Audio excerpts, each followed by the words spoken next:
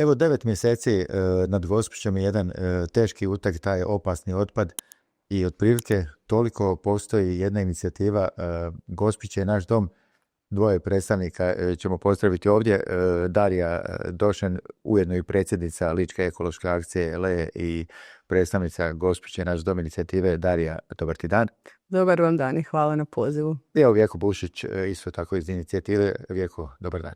Dobar dan, hvala na pozivu. Evo, kao što ja rekoh, 9 mjeseci imamo taj problem, taj teret otpada koji nas je zadesio kod silosa i na gradskom odlagalištu.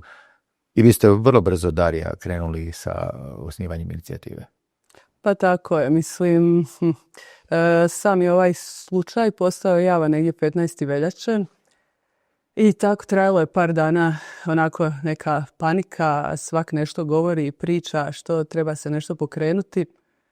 I jednostavno tako su krenuli pozivi između nas građana, jedan zovne nekog kom padne na pamet, ovaj zove drugoga, nešto moramo napraviti. Tako smo već par dana nakon toga, 19. veljače, konkretno našli se na prvom sastanku i tad je to sve krenulo. Nikome, da se razumijemo, to nije trebalo, jer to je bilo, evo, to je sada jako dugih i iscrpljujućih 9 mjeseci gdje smo mi dali svoje slobodno vrijeme, svu energiju, resurse, znanja, trud da pokušamo biti, ajmo reći, produžena ruka i pomoćnik, saveznik u nastojanju da se taj problem riješi. I od tada imamo redovno sastanke, nalazimo se, uvijek dolaze neke nove informacije, neka nova saznanja. Uglavnom djelujemo institucionalno, pokušavamo taj problem riješiti kroz institucije. Sad, to je jedan jako dug proces, bilo je tu svega, uspona, padova, jako puno dopisa, ima odgovora, nema odgovora, ali ajmo reći sad smo došli. Sad se vidi neki mali korak naprijed i jednostavno ne smijemo stati. Moramo ostati dosljedni u tome i nastaviti dalje dok god ovaj otpad, ovo smeće ne ode odavde i ajmo reći, ako ne izvučemo pouku iz ovoga, onda je tek poraz. Znači, ne smijemo dopustiti da se ikad više nešto ovako ponovi. Malo ćemo tim malim ili velikim koracima koji su napravljeni porazgovarati u nastavku. Samo bih vas još nešto, Darija i Vjeko, svejedno pitao. U to vrijeme nekako je nastala još jedna inicijativa Gospić bez otrova.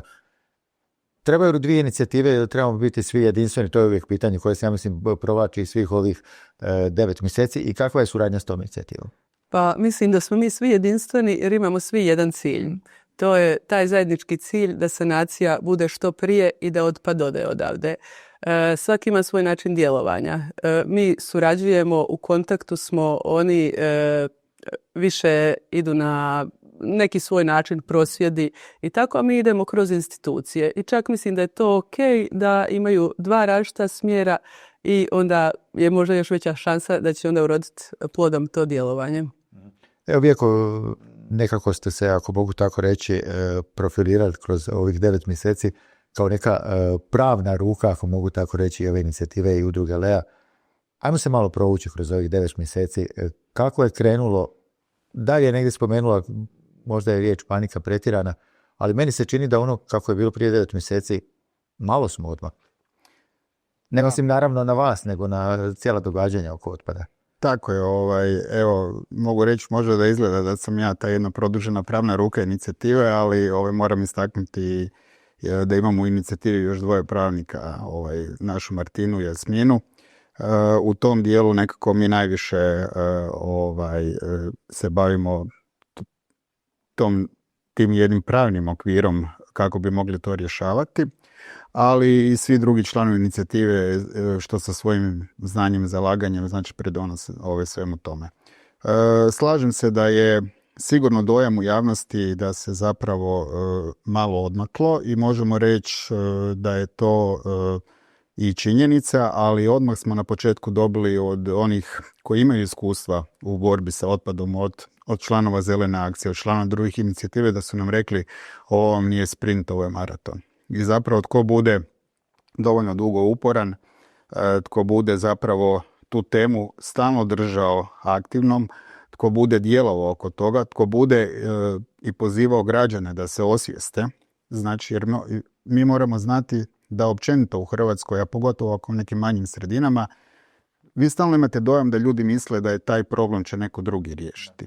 Onda, kada vam se i osnuje takva jedna inicijativa, kao što je naša i kao ova druga što ste spomenuli, onda ljudi misle, evo sad to netko drugi rješava, to možda umjesto nas i tako dalje. Ali zapravo bi trebalo doći do svijesti građana, ako mi ne budemo svi djelovali, svako na svoj način, ne moramo mi svi jedinstveno djelovati kao što je Darija rekla, i ove dvije inicijative djeluju na jedan, svaka na svoj način, ali zapravo se jako dobro nadopunjuju. Pušu istinu. Tako je. I mislim da je zapravo poruka ovog našeg djelovanja i dosadašnjeg, a i budućeg koji će očito biti potrebno i u budućnosti, da zapravo se što više građana treba osvijestiti, jer to je zapravo problem svih nas. To je budućnost i nas i naše djece i ovoga kraja i mi ga trebamo ponovno vratiti i učiniti primamljivim za život i tako dalje, a ne da ljude bude strah od njega, da se tu nalazi neki opasan otpad i tako dalje.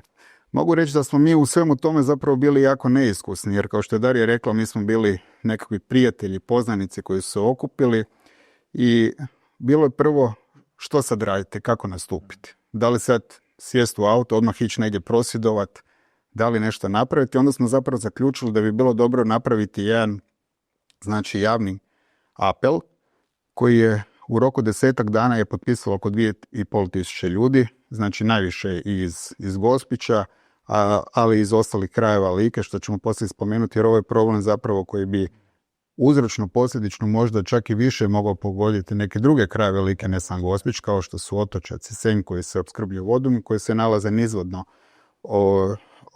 sliva rijeke Like i zapravo tu smo došli u vrlo kratkom vremenu do 2.500 potpisa i nakon toga je zapravo pala odluka da mi moramo probati rješavati ovaj problem institucionalno, razgovarati sa institucijama, ne se a priori s njima sukobljavati, ali stalno zapravo vršiti tu jednu dozu građanskog pritiska da bi se taj problem što prije riješio.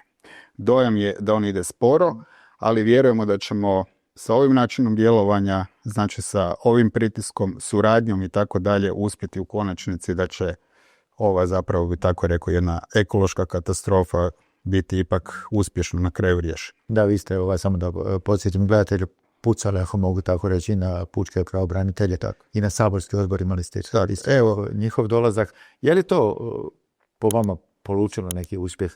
Ili oni gledaju to je negdje tamo u Gospiću? Mogu reći sa ovim iskustvom sa sigurnošću da je polučilo uspjeh i zapravo to je još jedan dokaz kako treba biti uporan, raditi sitne korake, ali biti spreman da moramo izdržati do kraja iz razloga što se na naše prve dopise gotovo nitko nije javio. Već na neke druge, nakon naših sastanaka sa predstavnicima grada, županije, prvi sastanak je održan, recimo, jedan veliki sastanak 1.4. u Gospiću, u prostorijama županije, gdje su bili i predstavnici naše inicijative, i predstavnici grada, i predstavnici županije, fonda i ministarstva. Znači, već tada smo zapravo dobili nekakvo zanimanje javnosti i nekakvu njihovu pozornost gdje su nam počeli napokon malo po malo neki i odgovarati na naše dopise i tako dalje. Nismo bili zadovoljni, nismo stali u tome i u jednom trenutku smo odlučili da moramo krenuti prema institucijama kojima je zapravo osnovni smisao i zaštita zapravo i građana i ljudskih prava. To je bila prva pučka pravobraniteljica. Taj sastanak je bio iznimno konstruktivan, bili su vrlo, da tako na neki kažem, zadovoljni i začuđeni koliko smo toga zapravo uspjeli konstruktivno, institucionalno posložiti, znači kroz dopise. Ona je uputila nakon toga dopise svim tim nadležnim institucijama kojima smo i mi pisali i vrlo brzo nakon toga su došli neki konkretni odgovori. Nakon toga je održan sastanak sa predsjednicom saborskog odbora za zaštitu okoliša, isto jedan vrlo konstruktivan i dobar sastanak i tako dalje. I upravo u tom periodu tih naših jakih aktivnosti smo vidjeli i zapravo jednu dodatnu aktivnost države u završetku ili privođenju kraju tih istražnih radnji i tako dalje, tako da smo prije nekih mjesec dana dobili zapravo konačnu potvrdu da barem ona faza istrage koja je po nama bila jedan dobar izgovor zašto se još uvijek nije krenulo. Po nama je još uvijek jedan loš, ali ajde, hvala Bogu da je taj dio završio. Izgovor, nekako za sada imamo najave da bi se moglo krenuti u sve one daljnje faze sanacije, ali tek tu nas čeka zapravo jedna dodatna pozornost, jedna dodatna aktivnost da se to napravi i čim prije, ali što je još važnije, što kvalitetnije, da nam ne ostane ovdje negdje zakopano ispod zemlje. Evo, vezano baš za ovo, Darije, što je i Vjeko rekao, kako je najfriškije stanje, ako mogu tako reći, ja ću samo podsjetiti, imali smo i onaj požar na odlagalištu otpada, je li imao veze s ovim, nije li, teško je to reći. Neki dan na društvenim mrežama gledam, neko je dovezao nekakav građevinski otpad istresao tamo kod silosa. Što se sad događa? A gledajte sad to što netko objavi na Facebooku, ili ne možemo mi sad da to komentirati, ali mi uvijek se držimo činjenica i to želim istaknuti od početka. Znači, djelujemo kroz institucije, ali samo sa provjerenim informacijama. Dobro. Tako da sad, što se tiče zadnjih koraka, evo to je najsvježije, baš smo bili prije tjedan ili 2 dana u Zagrebu na konferenciji koju je organizirala zapravo pučka pravobraniteljica i tu je bila članica naše inicijative Anita Bušljeta-Tonković kao panelist u jednom panelu koji se ticao baš crnih točaka, gdje su bili okupljeni zapravo svi ljudi unutar sustava koji su odgovorni zapravo za zaštitu okoliša iz fonda, iz ministarstva, saborskog odbora. Tako da smo tamo isto saznali neke nove informacije, a toga ćemo se više dotaknuti sad na ovome okruglom stolu na kojem ćemo također pozvati građane da dođu, a između ostalog tu je ta najnovija informacija kako će naša sanacija krenuti u 2 faze. Kako sami taj silos bit će podijeljen u 2 faze, što je nama bilo kao prvo jedno veliko iznenađenje, neugodno moram reći, jer kako vrijeme odmiče, opasnost po zdravlje, po okoliš je sve veća, a pogotovo ako govorimo o onom zatrpanom otpadu koji uopće sada nije u planu. Zašto to govorim? Nije sad da to mi nešto nagađamo ili ne. Mislim, to je izjava od zamjenika ravnatelja fonda gospodina Budiše, ali možemo se osvrnuti kakav je problem baš sa tim zakopanim otpadom se dogodio u Italiji i koji su posljedice toga trpili 30 godina, 20 odnosno 30 godina nakon što je taj otpad tako stajao i što je dospio i u vode, i zrak se onečistio i ogromne posljedice, a čak bi to Vjeko možda mogao više reći kakve su posljedice bile. Znači, krenulo je sa životinjama, pa oboljela djeca od malignih bolesti i kud. Je to neka slična vrsta otpada u našoj? Da, evo, ja bi se mogao nadovezati da ljudi shvate zapravo o kojem mi problemu govorimo. Mislim, otpad kao otpad, tih problema ima svuda, mi znamo, ali Gospić ima jednu i to treba zapravo i zbog naših građana jedanput ponoviti. Ja ću sad iznijeti nekoliko podataka samo oko toga. Gospić ima, osim što se radi znači o nepropisno zbrinutom otpadu, mi imamo zapravo jedan dodatni problem koji zapravo baš upućuje na potrebu hitnog postupanja. Ozbiljnog postupanja gdje nije sama stvar sanacije, nego stvar da se uključe i sve druge službe, od ministarstva zdravstva do Zavoda za javno zdravstvo i tako dalje. A riječ je o sljedećem. Gospić nedvojbeno ima utvrđeno još 2024. godine nalazom inspekcije, znači to je podatak gdje je inspekcija javno to dostavila pučkoj pravobraniteljici upravo po ovoj našoj inicijativi, ajmo reći nekom građanskom pritisku. Znači, mi imamo nedvojbeni podatak da se u Gospiću odlagao opasan i medicinski otpad i opasan i plastični otpad. Znači, u tom dopisu Državnog inspektorata od ukupno 13 uzoraka, znači plastičnog otpada, njih čak 12 ne zadovoljava bilo kakve uvjete da se može ostavljati u takvom razasutom stanju i on je klasificiran kao opasni otpad, kao opasni plastični otpad. A s druge strane imamo i još dodatno i medicinski otpad koji je, znači, u neobrađenom infektivnom medicinskom otpadu je Državni inspektorat utvrdio, znači, da se radi o takvoj vrsti otpada za koje je potrebno hitno posebno zbrinjavanje da ne bi došlo do širenja infekcije. Znači, mi već godinu dana znamo da je taj otpad na toj lokaciji u takvom stanju da može doći do infekcije, odnosno do ugroze i zdravlja građana i okoliša, i još uvijek se ništa nije napravilo.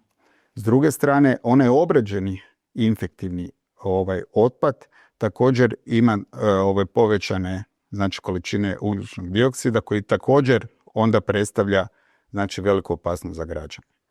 Sada kada povučemo paralelu, ako znamo da je, znači, se radi o opasnom otpadu za zdravlje, ja ću samo spomenuti nekoliko stvari iz pravilnika o zbrinjavanju, znači, medicinskog otpada.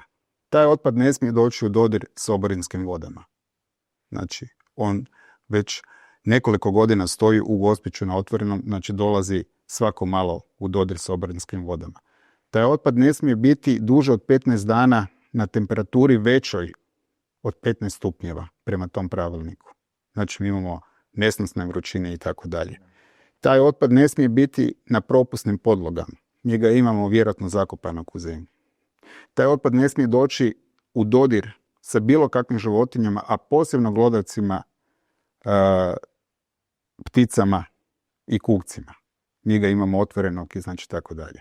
I u tom periodu, znači, građani zapravo su imali pravo cijelo vrijeme znati zašto se barem ne radi nekakva, a što smo mi i predlagali, privremena zaštita tog prostora. Da li da se on prekrije i tako dalje. Kada je naša inicijativa čak izradila u suradnji sa jednom tvrtkom koja se bavi takvom zaštitom elaborat da bi se moglo to privremeno zaštititi i tako dalje, došlo je do šutnje svih institucija koji nisu htjeli dati odobrenje da se to može konačno napraviti. Sada se vraćamo na ovu Italiju, što je rekla Darija, i gdje zapravo stoje opasnosti. Znači, u regiji Campania u Italiji postoji jedan dio koji se zove trokut smrti. Od kraja ili sredinom 80. godina tamo se odlagao otpad. Znači, 10 godina... Zakopavao. Znači, 10 godina kasnije, što je znanstveno utvrđeno, dugogodišnjim ispitivanjima je utvrđeno da je, recimo, 1990. godine do 2014. godine 3655 djece hospitalizirano sa dijagnozom, znači, tumora. Samo u periodu od 4 godine kasnije se nastavilo istraživanje. Od 2007. do 2011. 2300 djece je, znači, završilo u bolnicama upravo zbog ove dijagnoze. Kod životinja su utvrđene deformacije. Kod muškaraca su utvrđeni, znači, poremećaji sa plodnosti. Kod žena su nađeni toksini u tijelu koji se zapravo gotovo da ne mogu izliječiti i očistiti. I tek 2025. godine sa presudama je utvrđeno zapravo da je talijanska država svojim nepostupanjem dovela do toga da su tako bile strašne posljedice. Znači, govorimo o periodu od, sredine 80. godina, tek nakon 35 godina mi dobivamo epilog.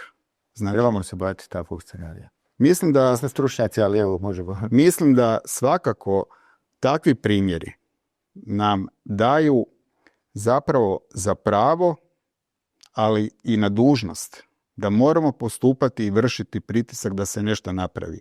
Jer to u Italiji nije nastalo samo zato što je to bio po sebi otpad koji nije bio. To je upravo nastalo ono čega se mi bojimo zbog nepostupanja. Ako vi dovoljno dugo ne postupate, vama se može dogoditi takav scenarij. Znači, u presudama koje su se donosile i obrazloženju tih tužbi bila su dva osnovna propusta. Jedan je bio nepostupanje, što se nije na vrijeme to zbrinulo, što se taj problem gurao pod tepih, a drugi problem koji je isto i mi osjećamo ovdje, upravo ono što sam malo prije spomenuo, vi nemate informiranja javnosti o potencijalnim opasnostima i što se treba napraviti. Ako znamo da je medicinski efektivni taj otpad, što sam rekao, i da on ne smije dolaziti u dodir sa životinjama, kišama, ispiranjem i tako dalje, i mi ništa ne poduzimamo i ne obrazlažemo ljudima zašto ništa ne poduzimamo. To je onaj problem. Znači, ljudi imaju ne samo pravo tražiti od svoje države i od svojih institucija da nešto učine i uklone Oni njih moraju upozoravati na štetne posljedice nečega. I iz cijelog tog procesa je ono što se i nama može dogoditi, zato ne smijemo šutjeti kada je jedan od odvjetnika i aktivista u tome rekao da naša šutnja smrti više od tog smeća. Znači, to su zabrinjavajuće posljedice. Vratili smo se malo na ljude, ali samo bih vas pitao, Darija, spomenuli ste, teško je sad ocjenjivati aktivnosti fonda, ali imaju li oni jasni plan i jasnu viziju kako će to riješiti? To je upravo taj problem u komunikaciji, jer se mi, građani, ovdje ispadamo, mislim, ružno je reći nebitni, ali tako mi ništa ne znamo. Mi sve moramo saznavati na kapaljku. I to rudarski tražiti sve. Tako da sad jasan plan sanacije ne postoji. Znači, što je na koji je tenčen da se mora to raditi. Da, hitno se mora raditi. Obećanja su ta, kreće se čim prije. Sanacija će početi. Sad, bilo je to priopćenje u javnosti. Sanacija kreće. Kao završene su radnje koje su vezane za istragu što se tiče uzimanja, što se tiče tog područja, znači nema prepreka za sanaciju. I upravo tu svi kao onako olakšanje je došlo, sanacija kreće. I na tom stoji, ali to nam ne može biti nikako sad se tek ne smijemo opustiti. Da. Zato što mi upravo ovo što ste vi rekli, gdje je plan sanacije, kako će se to zbrinuti, kuda će to otići. Upravo nas je to i potaknulo da krenemo da organiziramo taj okrugli stol, odnosno javnu tribinu, koja neće biti nikakav aktivistički skup ili tako nešto, nego baš poziv građanima, jer tu se radi o opasnom otpadu koji je naš zajednički problem, a jedino ga i zajedno možemo riješiti. I upravo zato to će biti prilika, ne da nešto komentiramo, da tipkamo, nego da dođemo gdje su svi ljudi unutar sustava koji su zaduženi za rješenje tog problema, od fonda, iz Sabora, stručnjaci za okoliš, druge inicijative sa sličnim iskustvima, da dođemo tamo i pitamo upravo takva konkretna pitanja. Znači, to će biti zapravo test za sve nas kao građane da vidimo koliko nam je bitna naša budućnost. Ako se to opet svede na šačicu ljudi koja će tamo doći, baš kad smo kod ovoga, ili Vijeko ili Darija, nećemo mi sada kritizirati naše građane, ali Darija je spomenula šačicu ljudi. Da li vas malo smeta ili brine ta pasivnost ljudi? U Splitu su se ljudi dignuli zbog onoga broda i to je završilo kako je završilo. Kod nas to nešto, to se mene ne tiče, pa...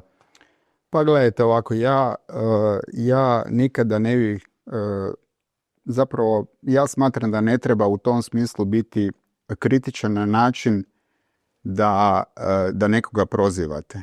Da vi kažete ja jesam, ti nisi. To ne treba. Treba shvatiti uzrok tog problema, znati zašto se to događa. To je zapravo on nije nastao preko noći, ta takozvana šutnja građana. Jel? On nije nastao preko noći, to je jedan dugogodišnji problem gdje zapravo vi stalno imate osjećaj da ljudi smatraju da li se sa svojim nekakvim postupanjem ili pod navodnicima tim aktivizmom građanskim mogu nekome zamjeriti. Znate, ili pa možda da se ja bolje u to ne petljam, što ako mi neko nešto zamjeri, drugi će to neko riješiti. Ali nije. Znači, ovo je jedan pokazatelj gdje su članovi naše inicijative. Znači, radili smo, čuli smo se, konstruktivno smo postupali sa svim našim tijelima, nikome se ništa nije dogodilo. Ovo nije političko pitanje. Ovo je zapravo pitanje budućnosti zdravlja. Vi ne morate, daj Bože, ja se nadam da se neće dogoditi ovaj talijanski scenarij. Znate, ali jedan kraj ne morate ubiti samo s time što će ljudi umrijeti. Jedan kraj možete na ovaj način učiniti neprihvatljivim za dolazak za život. Evo, vi znate da sam ja, tako reći, novopečeni građanin Gospića unazad 2,5 godine, razumijete. Ali ako ćete vi zapravo napraviti jednu negativnu kampanju ovdje, da su ovdje ljudi pasivni, da ovdje ljudi ne reagiraju, pa upravo je to, gledajte, nisu oni slučajno možda izabrali Gospići i manje naseljene krajeve, razumijete. I to je zapravo poziv ljudima, to je problem svih nas. Nikoga drugi neće riješiti umjesto nas. Neće nas 15 riješiti problem ili neće ovaj podcast riješiti problem i tako dalje. Ali ako budemo, ali konstruktivno, dakle, mislim da, to jest nadam se da smo se predstavili u javnosti, naravno neko misli da smo mogli više ili manje, ali nadam se da smo se predstavili kao ozbiljni ljudi koji zapravo argumentirano govore, barataju činjenicama, ne upuštaju se u nekakve laži, nekakva nepotrebna zastraživanja, ali mislim da trebamo shvatiti potencijalnu ozbiljnost problema. Jer ako mi jednog dana saznamo za 5 ili 10 godina, kao na primjer ove Italije, nama će biti kasno. Što će nama značiti podatak za 10 godina da su nam rijeke onečišćene? Tako da mi to nećemo moći vratiti. Mi zapravo ovdje se radi o prevenciji. I da ne bi sve bilo tako negativno, mi imamo i negativno iskustvo u Hrvatskoj teme Biljana Donjih, gdje se isto tako od strane Europske komisije još 2015. godine su prvo stizali dopisi opomene prema Republici Hrvatskoj po kojima se nije postupilo, pa je uslijedila jedna presuda 2019. godine i konačna presuda sa novčanim kaznama, znatnim novčanim kaznama, koje u konačnici opet plaćaju građani i tako dalje. I to nam je jedna opomena. Nadamo se da neće biti, nadamo se da je i svijest i kod građana, ali i kod institucija oko problema otpada je povećana i da ćemo zapravo u suradnji svih zapravo uspjeti to riješiti i upravo to je još jedan razlog i poziv za građane. Dođite, pitajte, saznajte što vas zanima, postavljajte pitanja i tako dalje. Biće tamo ljudi i stručnjaci, bit će ljudi iz fonda i bit će i aktivisti iz drugih akcija da svi zajedno čujemo te probleme i da vidimo i da guramo naprijed. Da, negdje se je nedavno pojavila jedna opcija da će to sve ići u Sisak, prerađivati se u neku trosku, pa da Sisak to neće prihvatiti, da će to opet sve ostati ovdje, pa ajmo očekivati da će na ovom okruglom stolu i takve informacije biti riješene. Nešto bih vas još pitao, kad govorimo o komunikaciji, možemo ostati naravno i komunikaciji prema lokalnim jedinicama. Zelene strategije su, neću reći budućnost, nego sadašnjost. Ima li grad Gospić zelenu strategiju? Zašto vas to pitam? Opet se po medijima pojavljuje ova situacija s tvornicom litija. Što znamo o tome? Pa evo, ovako mi smo kroz Leu, iako je, kako nas je ovaj silo sve obuzeo, jako je teško bilo popratiti sve ostale stvari koje se događaju, ali ipak su pojedinci uspjeli se i tome posvetiti. Što se tiče konkretno baš strategije zelene urbane obnove, tu sad mislimo na podlogu koja bi bila kao podloga za sve buduće projekte, zelene projekte, krajobrazna uređenja, drvoreda, bilo što. U gradu to grad Gospić još nema. I to je na inicijativu članova LE i evo grad je tu pokazao dobre povratne informacije, prihvatio naše ideje i sada je to u postupku donošenja zelene strategije. Mislim, možemo reći, nedavno je čak članica jedna naša izjavila da je grad Gospić grad oronulih fasada i propuštenih prilika. To ovako dosta grubo zvuči, ali malo kad se zamislite i pogledate oko sebe, složit ćete se i vi svi da zadnjih 20-30 godina izgubljena je vizura grada. Jel? Tako da, evo, baš s ovom zelenom strategijom koja će uskoro krenuti, bit će tu i ankete građana, jer tako prikupljat će se podaci. Moći će se grad prijaviti na određene projekte za krajobrazna uređenja i da malo vratimo tu vizuru kakva bi trebala biti. Znamo svi fotografije Gospića iz prošlosti, želimo da bude još ljepši nego tada. Što se tiče ove tvornice litija i cijele naše strategije općenite razvoja ovog kraja, tu dolazimo u neka dva paralelna svijeta, zapravo smo poprilično kontradiktorni.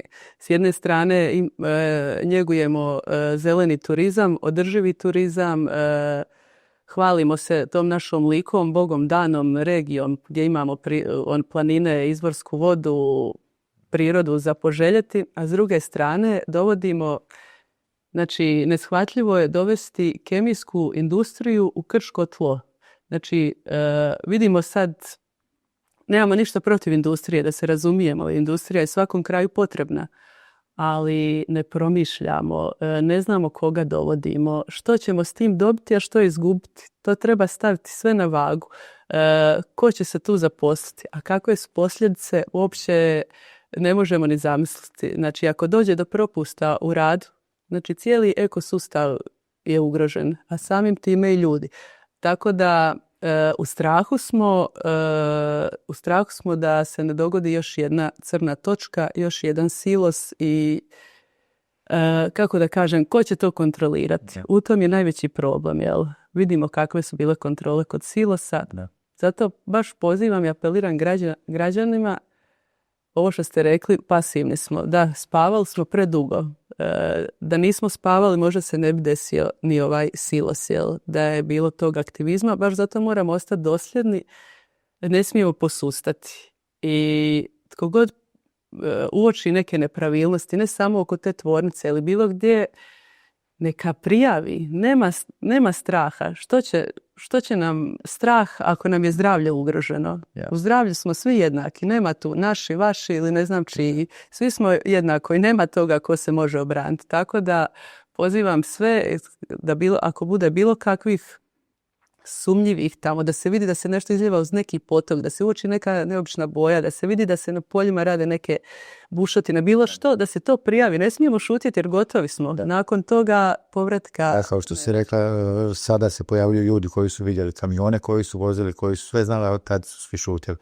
Daćemo Dari poziv, priliku da pozove ljude na ovu javnu tribinu još za kraj. Ali evo Vjeko, rekao si, dakle 2,5 godine si Gospićan. Ajmo malo možda probati umiriti ljude. Ne planiraš se iseliti iz Gospića? Ne, nikako.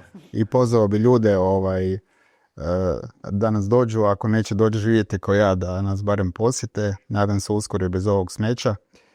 Znači, prekrasan kraj, prekrasni ljudi, prekrasna priroda, ali ovakvi incidenti se nažalost događaju i drago mi je da svi zajedno tu djelujemo i nadam se da ćemo to riješiti, a evo svima jedna velika pozivnica za ovu prekrasnu liku. Tako. I evo Darija za kraj još jednom poziv na ovu javnu tribinu. Spomenuli smo 20. studenog. Tako je, 20. studenog u 17 sati u Kicu. Evo, pozivam sve građane da dođu, da iz prve ruke saznaju sve što ih zanima, ne samo oko silosa, iako će on biti fokus na toj tribini, nego općenito oko okoliša. Znači, tema okruglog stola je ne okolišajmo s okolišem. Tako da, evo, nadamo se da neće biti niti okolišanja sa odgovorima na pitanja, da ćemo dobiti neke konkretna pitanja i saznati novo i saznati kad kreće sanacija i evo, nadamo se da će to biti jedan prvi korak ka buđenju i da će to sve dobro proći. Tako, i institucija i građana i svega. Hvala vam. Zajedno. Hvala vam. Hvala vam.